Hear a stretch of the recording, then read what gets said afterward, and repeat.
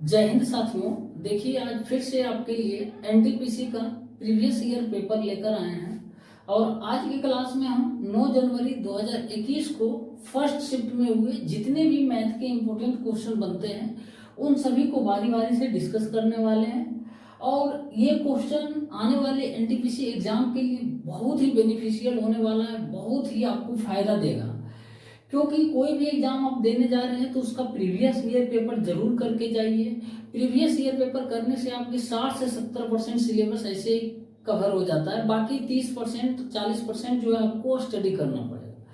तो ये एक एक क्वेश्चन जो भी आएगा आपके लिए बहुत ही इंपॉर्टेंट होने वाला है। क्योंकि देखिए, मैं करा रहा हूँ, ये 7वां सेट है, किरण पब्लिकेशन का बुक से करवा रहे हैं। आप देख सकते हैं, इस बुक से करवा रहे हैं वॉल्यूम 1 का CBT 1 से लेकर 60 सेट तक है। इसका सेट नंबर 7 करवा रहे हैं। ठीक, तो इसमें हम क्या देख रहे हैं ना कि सेम क्वेश्चन रिपीट कर रहा हूँ, सेम टाइप का, सिर्फ डिजिट चेंज कर दिया है। इसीलिए आपको बोलते हैं, बहुत सारे स्टूडेंट्स हमारे भाई बहन पूछते हैं कि मैथ और रीजनिंग के लिए क्या करें, तो उनको एक ही बात बोलता हूँ, आप प्रीवियस ईयर पेपर कर लीजिए। इन दोनों सेक्शन के लिए काफ़ी है, इससे ज़्यादा कुछ करने की जरूरत नहीं है। तो देखिए, बहुत ही इंपॉर्टेंट क्लास होने वाला है। पहला सवाल आपके सामने है, बोल रहा है 0.037 को PYQ के रूप में व्यक्त कीजिए, जहां P एक पूर्ण संख्या है और Q एक प्राकृत संख्या है। तो यहां पर देखिए, जो भी संख्याएं आपके सामने दी गई 0.037, इसमें क्या है, 7 पर बार लगा हुआ है। अब बार लगते ही आपको दिखते ही ये पता लग जाना चाहिए कि जितना डिजिट पर बार होता है उतना 9 से डिवाइड हो जाता है, या उतना बार 9 नीचे हो जाता है। तो अब क्या करेंगे, एक डिजिट पर बार लगा हुआ था, एक और 9 लिखेंगे। अब देखिए, जितना डिजिट पर बार नहीं लगा रहता है पॉइंट के बाद, उतना 0 लिखते हैं, लिखेंगे ना। तो 0 2 डिजिट पर बार नहीं लगा हुआ तो 2 को 0 लिख देंगे, हो गया। अब क्या है ना, जितना डिजिट पर बार नहीं रहेगा, जितना नंबर पे उतना नंबर से घटा देना। जैसे 3 है ना, ये टोटल पॉइंट के बाद जो भी नंबर है इस पर डिजिट बार नहीं लगा हुआ है तो इसको घटा देंगे। 0 3 घटाइए या 3 घटाइए, कोई फर्क पड़ने वाला नहीं। चलिए 0 3 लिख दिए। अब बार का काम तमाम हो गया। अब देखिए क्या होगा ना, ये यहाँ पर क्या हो गया, आप देखिए, अब जो है 37 में से 3 गया तो कितना हो जाएगा, अब कोई मतलब नहीं रह जाएगा, इसको हटा ही दीजिए। तो अब कोई मतलब नहीं, 37 में से 0 3 गया तो कितना आ गया, 34 आ जाएगा। 34 बटे कितना आ जाएगा, 900 आ जाएगा। तो इसको काटिएगा, 17 बटे 450 आ जाएगा। कोई ऑप्शन है, 17 बटे 450, ऑप्शन नंबर डी हो जाएगा। देखिए, अब क्या है ना, इस क्वेश्चन को हम कर लिए, लेकिन थोड़ा सा इसको हम डिटेल में समझते हैं, इसको छेड़ते हैं, इसके जज्बातों से खेलते हैं। आखिर क्यों ऐसा हो जाता है कि बार लगा हुआ संख्या जो रहता है उसके नीचे 9 हो जाता है। तो ध्यान रखिएगा, कोई भी नंबर आप लिख लीजिए, जैसे 1/9 लिख लीजिए, 2/9 लिख लीजिए, 3/9 लिख लीजिए, 4/9 लिख लीजिए, 5/9 लिख लीजिए। आपको है ना, ये जितना भी नंबर है देखिए एग्जैक्ट नहीं कटने वाला। अब क्या है ना, 1/9 को डायरेक्ट लिख सकते हो 0.1 और इस पे पावर बार लगा दीजिए, इस पर बार लगा दीजिए। अब 2/9 है, 0.2 पर बार लगा दीजिए। अब 3/9 है तो क्या कीजिए, 0.3 पर बार लगा दीजिए। 1/3 आता है तो 1/3 का मतलब 0.333। अब देखिए 0.4 पर बार लगा दीजिए, 0.5 पर बार लगा दीजिए। अब यहाँ पर है ना, बार आखिर क्यों लगाते हैं, तो एक ही इसका जवाब है कि ये जो नंबर है ना जिस पर बार लगा हुआ रहता है, इस नंबर का रिपीटेशन हो रहा है, अनंत तक हो रहा है, एग्जैक्ट वैल्यू कट नहीं रहा है संख्या, इसीलिए बार लगाकर हम छोड़ देते हैं। जैसे कि देखिए, यदि हम इसकी बात करें तो 1/9 को हम डिवाइड करेंगे तो कितना आएगा, 0.1111। इसी तरीके से इंफिनिटी तक आते रहेगा। आप देखिए, इसको इतना बार लिखने के बजाय हम सीधे क्या करते हैं, सभी संख्या डिलीट कर देते हैं और जो है रिपीट हो रहा संख्या उस पर एक बार लगा देते हैं, बस।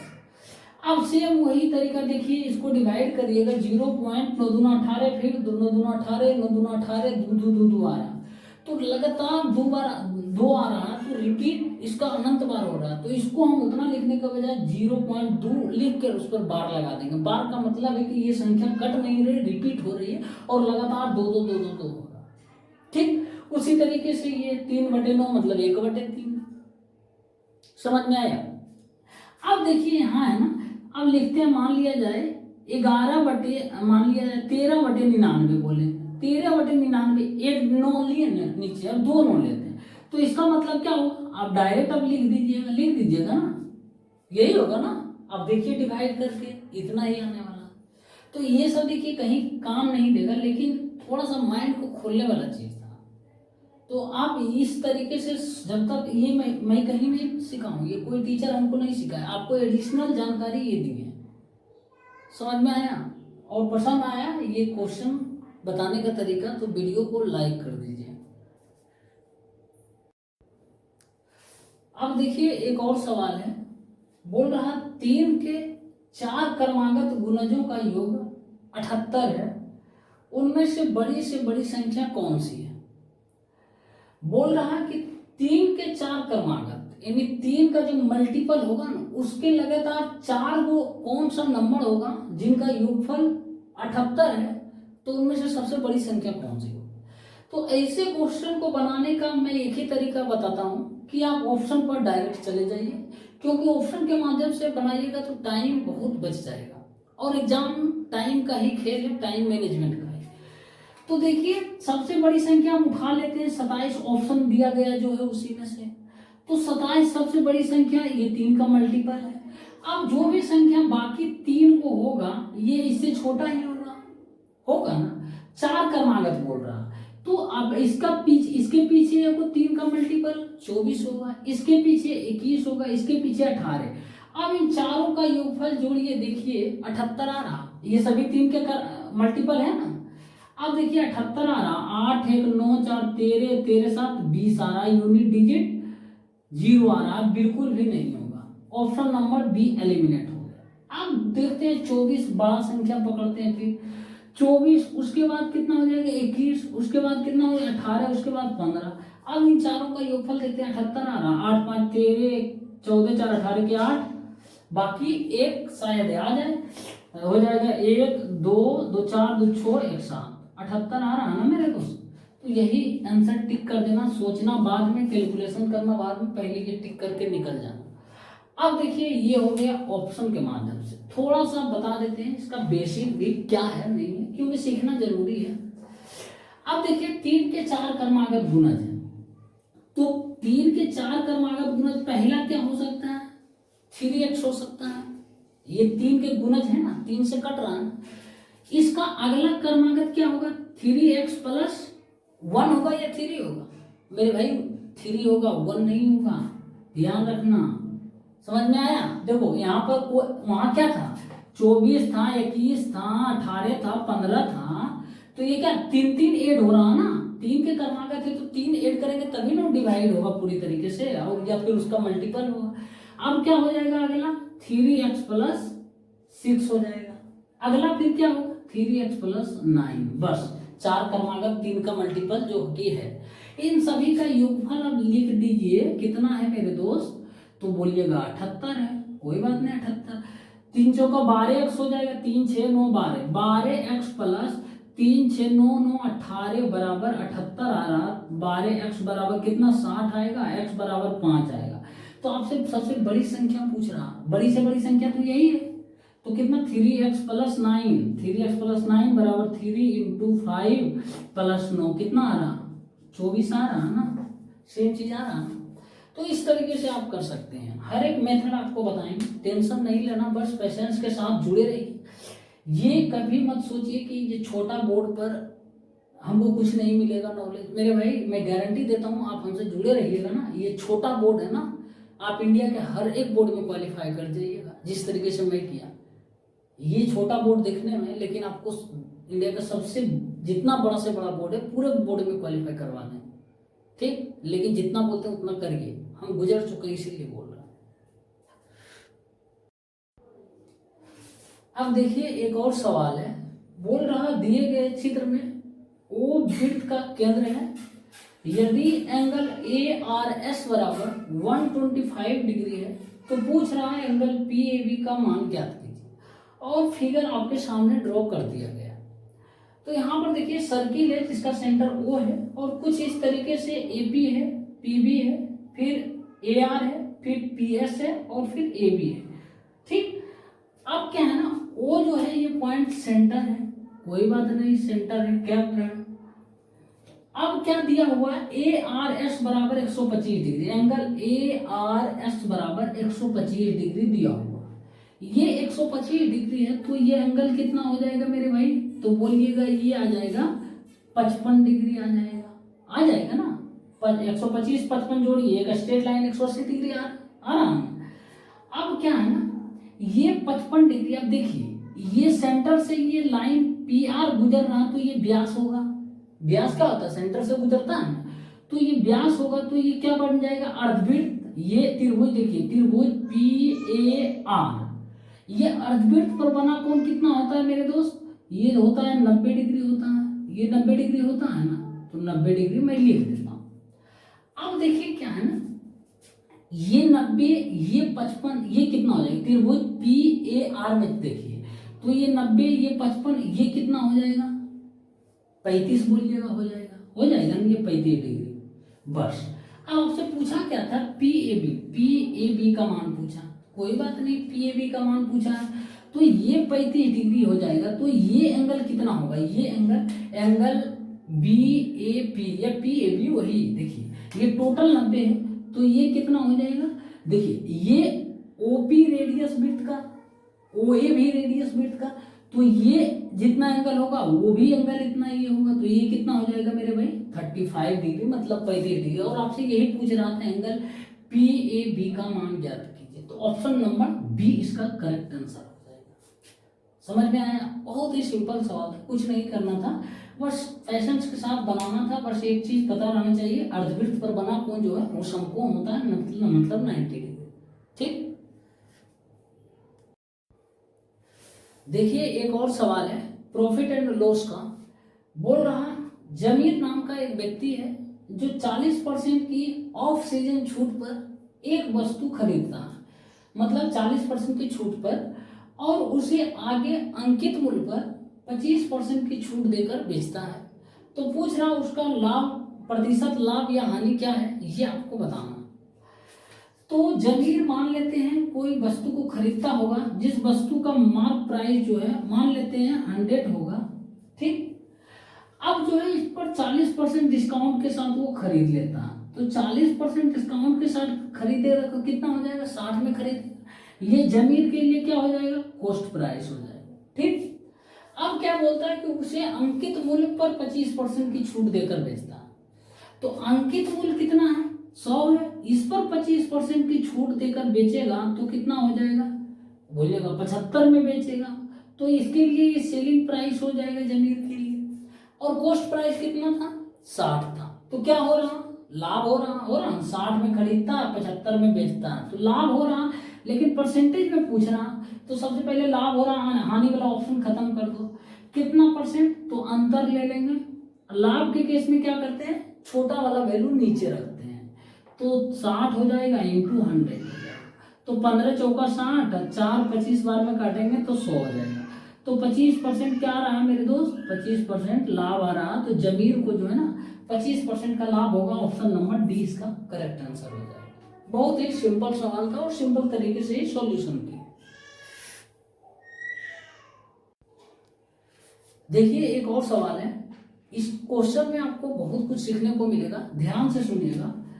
बोल रहा जावेद ने वार्षिक चक्रवृद्धि ब्याज पर 2 वर्षों के लिए 10,000 रुपए का ऋण लिया है, 2 वर्ष बाद 12,544 रुपए का भुगतान किया। यदि उसने वही राशि साधारण ब्याज यानी सिंपल इंटरेस्ट पर उधार ली होती तो उसे कितनी राशि की बचत होती। यानी आपसे पूछ रहा ना कि जो चक्रवृद्धि ब्याज पर उसको इंटरेस्ट मिलता है ना, और ये साधारण ब्याज पर जो इंटरेस्ट मिलता है, इन दोनों के बीच का अंतर ही आपसे पूछ रहा और यही बताना है। बहुत सारे छात्र क्या करेंगे, पहले कंपाउंड इंटरेस्ट निकाल लेंगे कितना होता है, तो बोलिएगा यहाँ 2,544 होता, फिर सिंपल इंटरेस्ट भी निकालेंगे नहीं जरूरी है उतना। देखो हम सबसे पहले रेट इसका निकालते हैं, उसके बाद तुरंत निकल जाएगा। रेट हमको निकालने के लिए क्या है, अमाउंट बराबर ये क्या होता है, फार्मूला होता है P into 1 plus R by 100 पे पावर T होता है। अमाउंट कितना है 12,544 है, बराबर 10,000 ये है। ठीक, 10,000 इंटू 1 प्लस R बाई 100 पे पावर 2 है, टाइम 2 है। अब इसको क्या करेंगे, 4 से काटे, चलती है 12, 4 एकम 4, 1 हो जाएगा, चलती है 12, 4 से 24, ये कितना बार में 2500 बार में कटेगा। ठीक, अब फिर 4 से कट जाएगा ना, हाँ 4 से फिर कटेगा मेरे दोस्त, 4 सत्ती 28, 3 4 अट्ठी 32, 4 चौका 16, फिर 4 छक्की 24, 4 दूना 8, 4 पचे 20, 625, 784 बट्टे 625 आ रहा, बराबर 1 प्लस R बाई 100 पे पावर 2 आ रहा। तो अब देखिए पावर 2 इधर कर देंगे, 784 का रूट करेंगे तो कितना आ जाएगा, 784 किसका स्क्वायर, आपका 28 का है, 28 का है ना, तो 28 बटे 25 आ रहा है ना, बराबर ये काम तमाम। अब देखिए क्या होगा, 28 बटे 25 माइनस 1 करेंगे इसको, बराबर R बटे 100। अब देखिए R बराबर निकालिएगा यहाँ से, तो क्या होगा 28 माइनस 25, 3 बटे 25, 25 को काटेंगे 100 से 4 बार, 4 इंटू 3 चलती है 12%। अब जो है हमको फाइनली 12% आ गया रेट। अब सिंपल इंटरेस्ट बिल्कुल भी नहीं निकालेंगे, नहीं तो निकाल लीजिए कोई बात नहीं। देखिए सिंपल इंटरेस्ट सिंपल हो जाएगा, सीधे वो भी निकाल के दिखा देंगे, तो कितना आ जाएगा 10,000 इंटू 12% इंटू 2 वर्ष के लिए बटे 100, ये सिंपल इंटरेस्ट आ रहा है, 2 जीरो 2 जीरो खत्म, बड़े दूना 24, 2 जीरो 2400 रुपये सिंपल इंटरेस्ट के रूप में दे रहा है। कंपाउंड इंटरेस्ट के रूप में कितना दे रहा था, 10,000 और से 12,544 हो गया, यानी 2,544 रुपया दे रहा, 2 यानी 2,544 रुपया। तो कितना का बचत हो रहा देखिए, तो बोलिएगा आप, आ रहा है 144 रुपये का बचत, 144 रुपये का बचत आ रहा ना, यही इसका करेक्ट आंसर हो जाए। लेकिन एक और तरीका, रेट निकल गया ना। अब देखो 2 वर्ष के लिए जब कंपाउंड और सिंपल इंटरेस्ट, यही तो पूछ रहा, दोनों का अंतर क्या है, अंतर ही तो पूछ रहा। तो एक फार्मूला होता है D बराबर, जो है 2 वर्ष के लिए जब कंपाउंड और सिंपल इंटरेस्ट के बीच का अंतर दिया रहे ना, और रेट दिया रहे 2 वर्ष के लिए, तो डायरेक्ट फार्मूला होता है D बराबर P इंटू R स्क्वायर बटे 100। समझ में आया, P R स्क्वायर बटे D बराबर P इंटू R स्क्वायर बटे 100 गुने 100 होता है, हाँ 100 इंटू 100 होता है। ठीक, तो ये डिफरेंस क्या है कंपाउंड और सिंपल इंटरेस्ट का, यही तो डिफरेंस पूछ रहा हूँ, यानी यही D का मान निकालना। तो P का मान यहाँ रख दीजिएगा 10,000, रेट रख दीजिएगा बटे 100 इंटू 100। देखिए करके दिखा देते हैं, जिसे देखिए यही पर करते हैं। देखिए P कितना है 10,000 इंटू 12 गुने 12 है ना, बटे 100 गुने 100 है ना, 2 जीरो 2 4 जीरो खत्म, बराबर है कितना आ रहा है 44 है, 144 आ रहा है सेम से। तो यहाँ से ये भी आप सोच सकते हैं। देखिए मैं भी अचानक सोचा, ऐसा नहीं है कि मुझे सीखते आए, ये सब प्रैक्टिस करिएगा खुद से हो जाएगा। ठीक, तो इस तरीके से आप बना सकते हैं। देखिए एक और सवाल है नंबर सिस्टम का, बोल रहा है 3 से 60 के बीच ऐसी कितनी विषम संख्याएं हैं जो 5 से पूर्ण रूप से विभाजित है। यानी विषम संख्या बोल रहा 3 और 60 के बीच जो 5 से विभाजित है। तो पहला नंबर 3 और 60 के बीच कौन कौन सी संख्याएं हो सकती है, देखिए 5 हो सकता है ना, ये 5 हो सकता है। उसके बाद क्या 10 होगा, तो 10 बिल्कुल भी नहीं होगा, पूछ रहा विषम संख्या है, तो विषम तो ये है नहीं, सम है, तो 15 हो जाएगा, 5 से डिविजिबल है। फिर 20 नहीं होगा, फिर 25 हो जाएगा, फिर 30 नहीं होगा, 35 हो जाएगा, फिर 40 नहीं होगा, 45 हो जाएगा, फिर 50 नहीं होगा, 55 हो जाएगा। बस कितना हो गया संख्या, 1 2 3 4 5 6 आ गया, टोटल संख्या 6। Option number D correct answer. ऐसा क्वेश्चन को छोटा दिया है डाटा, चुपचाप ऐसे ही कर देना, निकल जाना मार के, कोई इसमें फॉर्मूला मत याद करना या फिर ट्रिक क्यों करेंगे, ये सब अपने से होने वाला है, ये सब कॉमन सेंस है। तो हर क्वेश्चन का जरूरी नहीं ट्रिक आपको जानने के लिए या फिर बाद में बताऊंगा। जैसा देश वैसा भेष, जैसा क्वेश्चन वैसे हम रिएक्ट करें, बस यही सक्सेस का मूल मंत्र। देखिए एक और मजेदार सवाल है, और इस सवाल को मुझे याद है 10th 9th में जब थे बहुत ही बढ़िया से करते थे और बड़ा मजा आता था। देखिए आज बना रहे हैं, बोल रहा है बहुपद 5x square plus 5p minus 1 into x minus 2p plus 5 के शून्यों मतलब जीरो, यहाँ शून्यों को बोलना चाहिए, जो मतलब इसके रूट्स है ना उनका योगफल मेरे भाई उनके गुणनफल का 1/4 के बराबर है। शून्य उसी को बोला जाता है, इसके जो रूट्स होते हैं ना, 2 रूट्स होंगे ना, 2 क्वाड्रेटिक इक्वेशन पावर 2 है तो 2 वैल्यू इसके होंगे, तो वही दोनों वैल्यू का योग बोल रहा उनके गुणनफल का 1/4 के बराबर है। तो पूछ रहा पी का मान ज्ञात कीजिए। देखिए पिछले एबी सेट में इस तरह का क्वेश्चन हम किए थे, पी और के बीच का रिलेशन था, तो वहां पर दोनों का मान हम निकाले थे। अब देखिए यहाँ पर क्या है ना, एक क्वाड्रेटिक इक्वेशन दिया हुआ, सबसे पहले मैं लिख लेता हूँ 5x² plus 5p minus 1 into x minus 2p plus 5। अब शून्यकों का योग है, शून्यों का योगफल मतलब इसका 2 मूल होगा, एक अल्फा होगा तो दूसरा बीटा होगा। इन दोनों का योग बोल रहा है, यानी अल्फा प्लस बीटा जो होगा वो गुणनफल का 1/4 के बराबर है। तो इसका गुणनफल यानी अल्फा इंटू बीटा के 1/4 के बराबर, 1/4 कर दीजिए और बराबर कर दीजिए, हो गया। अब देखिए अल्फा प्लस बीटा फॉर्मूला होता है क्वाड्रेटिक इक्वेशन में, जब ax² plus bx plus c रहे तो इसमें अल्फा प्लस बीटा बराबर होता है माइनस b/a होता है, और अल्फा इंटू बीटा बराबर जो होता है c/a होता है। ध्यान रखिएगा, ये स्टैंडर्ड फॉर्म में क्वाड्रेटिक इक्वेशन का और इसका दोनों रूट का योगफल और गुणनफल का ये फॉर्मूला।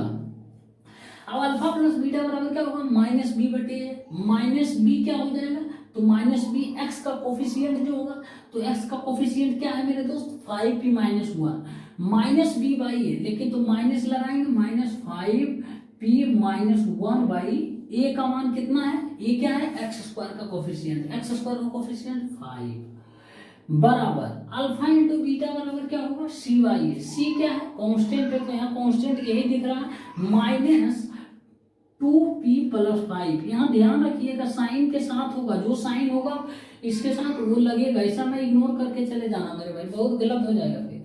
बटे क्या होगा a, c/a, किसका कोफिशिएंट है x² का, तो यहाँ 5 हो जाएगा इंटू 1/4 है ना, तो कर दीजिए बस। देखिए माइनस माइनस खत्म कहानी, 5 खत्म कहानी। अब क्या होगा ना, अब क्रॉस मल्टीप्लीकेशन कर दीजिए। अब क्रॉस मल्टीप्लीकेशन करेंगे तो क्या आएगा आपका, ये 5 का 20p माइनस 4 बराबर 2p प्लस 5 आ रहा है ना। अब ये क्या हो जाएगा आपका 18p बराबर 9 आ रहा, तो p बराबर कितना आएगा 1/2 आ जाएगा, प्लस में 1/2 आ रहा। ध्यान रखिएगा, देखिए 2p इधर आया तो 20p में से 2p गया 18p, और ये 4 उधर चला गया बराबर 9 आ गया, तो p बराबर 1/2 आ गया। ऑप्शन नंबर सी इसका करेक्ट आंसर हो जाएगा, बस कुछ नहीं था। देखिए एक और सवाल है बोट एंड स्ट्रीम का, बहुत ही सिंपल सवाल। बोल रहा है शांत जल में नाव की चाल 14 किलोमीटर प्रति घंटा है, या धारा की दिशा में 1 घंटा 45 मिनट में 28 किलोमीटर जाती है, तो धारा की चाल ज्ञात कीजिए। नाव की चाल दिया हुआ, धारा की चाल पूछ रहा, तो समय बराबर दूरी बटे चाल, एक ही फॉर्मूला का यूज करेंगे, समय बराबर दूरी बटे चाल होगा। अब देखिए यहाँ पर रिलेटिव स्पीड चाल जो है, यहाँ रिलेटिव स्पीड हो जाएगा, धारा के दिशा में दोनों का चाल जुट जाएगा और धारा के विपरीत दिशा में चाल घट जाएगा। ये सिंपल चीज है, आपको पता होना चाहिए। अब देखिए समय कितना है 1 घंटा 45 मिनट, तो 45 मिनट को हम घंटा में इसको बदलेंगे, ये घंटा तो है इसको भी घंटा बदलेंगे ना, बराबर दूरी कितना है, तो दूरी दिया हुआ 28 किलोमीटर जाती है, किस में, धारा के विपरीत या धारा की दिशा में, तो बोल रहा है धारा की दिशा में, तो धारा की दिशा में देखिए S1 प्लस S2 हो जाएगा, यहाँ पर दोनों का रिलेटिव चार्ज जो है ना धारा की दिशा में S1 माइनस S2 हो जाएगा। एक मिनट सॉरी, धारा की दिशा में पूछ रहा ना, तो प्लस हो जाएगा, ध्यान रखिएगा S1 प्लस S2। अब देखिए S1 कितना है, यानी नाव की चाल कितना है 14 है, प्लस धारा की चाल नहीं पता है, तो धारा की चाल S2 ही रहने देते हैं कि नहीं। अब इसको क्या करेंगे 3 4 बार में कटेगा, तो क्या होगा 4 प्लस 3 7/4 हो जाएगा, बराबर 28/14 प्लस S2। अब देखिए काट देंगे, 4 बार में कटेगा, 4 चौका 16, तो ये क्या आएगा 14 प्लस S2 बराबर 16 आ रहा, तो S2 बराबर क्या आएगा 2 किलोमीटर प्रति घंटा। S2 क्या माने थे, तो धारा की चाल माने, तो जो आपके आ गया 2 किलोमीटर प्रति घंटा, ऑप्शन नंबर डी। अब यहाँ पर देखिए ध्यान रखिएगा, जब धारा की दिशा में जाता है तो बोट एंड स्टीम के टॉपिक में इस केस में दोनों का चार्ज जुड़ जाता है, लेकिन ट्रेन में क्या होता है जब दोनों सेम दिशा में जाता है तो घट जाता है, और अपोजिट डायरेक्शन में जाता है तो चार्ज जुड़ जाता है। तो ये दो चीज है ना, थोड़ा सा कंफ्यूजन मत करिएगा, ध्यान रखिएगा, ठीक। देखिए एक और सवाल है, प्रोबेबिलिटी का है। बोल रहा है एक बॉक्स में 6 सफेद, 2 काले और 3 लाल गेंदे हैं। यदि यादृच्छिक रूप से एक गेंद निकाली जाती है तो इस गेंद के सफेद ना होने की प्रोबेबिलिटी बताइए क्या है। तो यहाँ ऑप्शन में से देखिए एक ऑप्शन आपको दिख रहा होगा 6/5, जो कि 1 से ज्यादा दिख रहा है। 6/5 को डिवाइड करिएगा तो 1 से ज्यादा आ रहा, तो 1 से ज्यादा तो बिल्कुल भी नहीं होगा। यदि मैं बोलूँ एक झोला में 5 गेंद है तो मैं 6 गेंद निकालूंगा तो प्रायिकता क्या है, संभव है नहीं है ना। तो 1 से ज्यादा तो जो भी ऑप्शन है खत्म कर दीजिए, क्योंकि मैक्सिमम प्रोबेबिलिटी में 1 हो सकता है, वो 100% जब पॉसिबिलिटी होता है तभी 1 होता है, 1 से ज्यादा तो हो ही नहीं सकता। तो अब देखिए यहाँ पर क्या है ना, एक बॉक्स में सफेद कितना गेंद है, व्हाइट कितना है 6 है ना, ब्लैक कितना है 2 है, रेड कितना है मेरे भाई 3 है। अब देखिए क्या बोल रहा हूँ, यादृच्छिक रूप से एक गेंद निकाली जाती है, तो टोटल सबसे पहले कितना है देख लीजिएगा, टोटल है 6 2 8 3 11 है, या 11 है ना। तो एक गेंद निकाला जाता है, सफेद ना होने की प्रायिकता, तो सफेद ना होने की प्रायिकता देखिए, सफेद कौन है व्हाइट, 6 यानी नहीं होगा 6 में से कोई, तो बाकी 2 और 3 ये दोनों हो सकता है, यानी 5 हो सकता है मेरे दोस्त, या तो ब्लैक होगा या फिर रेड होगा। 5 केस बनता है, 5। अब देखिए टोटल कितना 11 में से निकालना, तो बस यही प्रायिकता है 5/11 आ गया आंसर, ऑप्शन नंबर सी इसका करेक्ट आंसर हो जाए। बस सफेद ना होने की, तो सफेद का मतलब ही नहीं लेंगे नहीं, तो बाकी 2 और 3 ये लेंगे, 5 कितना में 11 में से होगा, खत्म कहानी। देखिए एक और सवाल है, बोल रहा दिलीप राय ने अमरजीत से 9% वार्षिक साधारण ब्याज की दर पर 24,000 रुपये उधार लिए, उसे 3 वर्ष के बाद इसे चुकाने के लिए कितना भुगतान करना होगा। यानी पूछ रहा आपसे अमाउंट, मृतधन पूछ रहा, तो मृतधन पूछ रहा, सबसे पहले क्या करेंगे, बहुत सारा तरीका, सिंपल तरीके से निकाल लीजिए। जो सिंपल इंटरेस्ट का फॉर्मूला होता है P × R × T/100 होता है, ठीक।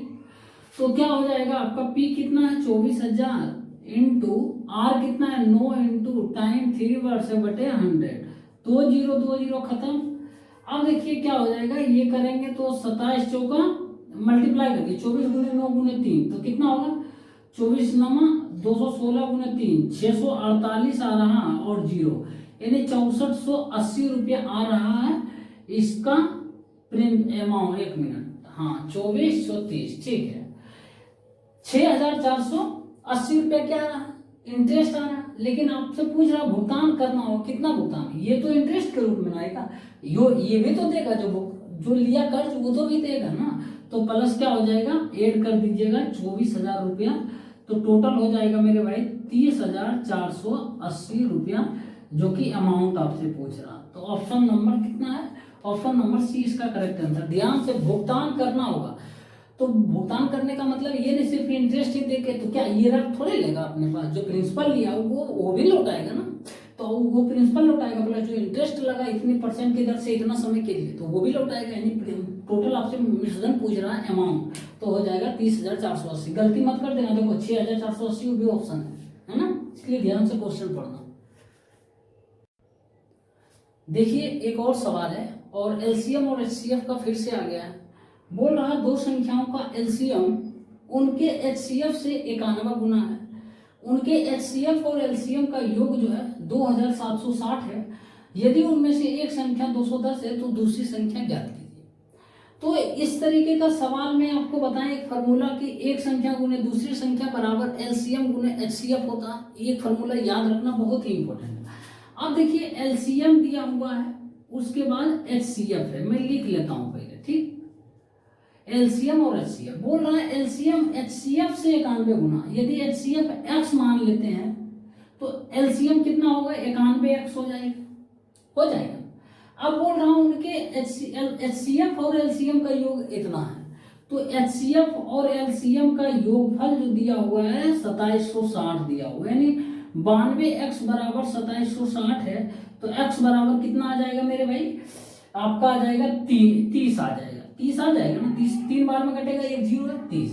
अब देखिए LCM कितना आ जाएगा, तो LCM बोलिएगा 91 गुने 30 आ जाएगा, और HCF कितना आ जाएगा, ये 30 आ जाएगा। बस अब हो गया, एक संख्या गुने दूसरी संख्या बराबर LCM गुने HCF लिख देंगे, एक संख्या गुने दूसरी संख्या बराबर LCM गुने HCF। ये फार्मूला बहुत ही smart formula, standard formula LCM और HCF के टॉपिक में। अब पूछ रहा दूसरी संख्या, एक संख्या दिया हुआ कितना 210, दूसरी संख्या निकालना है, मान लेते हैं x के, मान लीजिए कि ये बराबर LCM कितना आ गया, 91 गुने 30 आ गया है, 91 गुने 30 इंटू HCF कितना आ गया, 30 आ गया है, 30। बस हो गया, खत्म कहानी। अब देखिए क्या करेंगे, ये काट देंगे, 7 बार में कट जाएगा, 30। अब ये 63 91 13 गुने 30 कितना आ जाएगा, के बराबर 33 39 390 आ गया। दूसरी संख्या आपसे पूछ रहा था, option number C correct answer हो जाएगा। ठीक, देखिए एक और सवाल है ट्रिगोनोमेट्री का, बोल रहा है यदि √3 sin theta minus cos theta बराबर 0 हो, जहां पर थीटा न्यून कोण है, मतलब 90 डिग्री से छोटा है, तो पूछ रहा cos Q theta minus √3 sin Q theta का मान ज्ञात कीजिए। तो इस क्वेश्चन को करने का बहुत सारा तरीका है, लेकिन जो तरीका सुटेबल है, जो बढ़िया है, बेस्ट है, टाइम कम लगे, वो तरीका मैं बता रहा हूँ। क्या करना है, देखिए √3 sin थीटा बराबर क्या हो जाएगा, ये कोस थीटा हो जाएगा ना, उधर चला जाएगा। तो यदि देखिए साइन थीटा बटे कोस थीटा लिख सकते हैं इसको, तो ये √3 उधर चला जाएगा, डिवाइड में चला जाएगा ना, इधर मल्टीप्लाई में उधर डिवाइड में हो जाएगा। तो टेन थीटा ये हो जाएगा, साइन थीटा बटे कोस थीटा क्या, टेन थीटा बराबर 1/√3। 1/√3 कितना डिग्री का मान है, 30 डिग्री का है ना।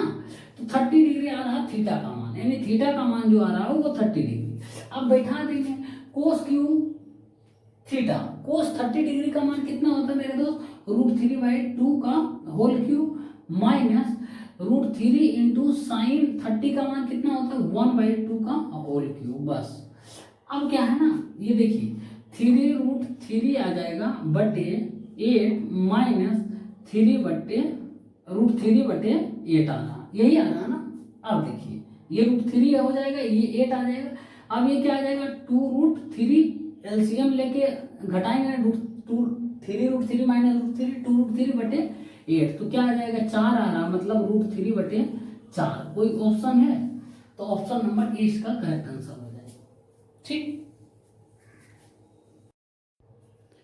साथियों, देखिए एक और सवाल है, और ये आज के क्लास का लास्ट सवाल है। तो एक बार आप लोगों से गुजारिश कर दें कि जो भी भाई बहन वीडियो को देख रहे हैं, वो वीडियो को लाइक कर दीजिए और शेयर कर दीजिए स्टडी ग्रुप में। बहुत मेहनत से इतना क्वेश्चन लिखते हैं, उसके बाद बताते हैं, तो इतना कम से कम करिए, लाइक और शेयर कर दीजिए।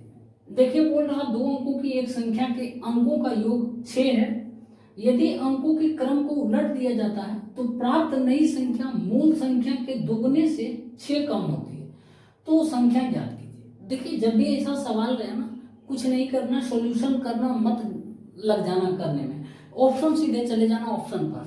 2 अंकों की एक संख्या के अंकों का योग 6 है। देखिए ऑप्शन में 2 अंकों की दोनों की संख्या का अंकों का योग 6 है, तो बोलिएगा 5 + 1 6, 4 + 2 6, 2 + 4 6, 1 + 5 6, मतलब सभी।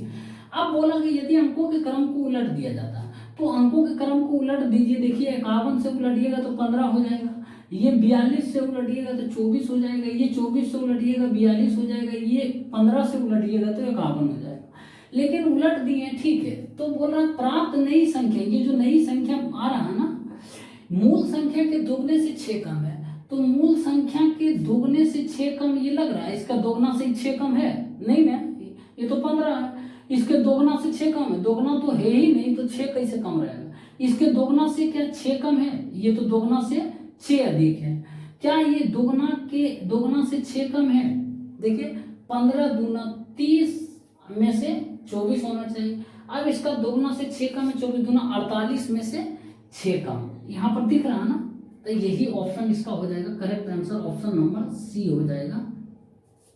ठीक, दोगुना से 6 कम, देखिए 24 दूना 48, कितना आ रहा है, 42/6 कम है ना, तो ये इसका करेक्ट। ये ऑप्शन देखिए, ये तो दोगुना हो ही नहीं रहा, ये दोगुना हो ही नहीं रहा, ये दोगुना से ज्यादा हो रहा लेकिन कम पूछ रहा, तो ऑप्शन नंबर सी हो जाएगा करेक्ट आंसर। ठीक, उम्मीद करते हैं आज की क्लास आप लोगों के लिए बहुत ही बेनिफिशियल होगा और पसंद आया मेरा तरीका बताने का, समझाने का, और लग रहा है कि आपको आपके लिए थोड़ा बहुत एफर्ट कर रहे हैं, तो वीडियो को क्या करिए, फैला दीजिए। ठीक, मिलते हैं नेक्स्ट क्लास में, तब तक के लिए धन्यवाद।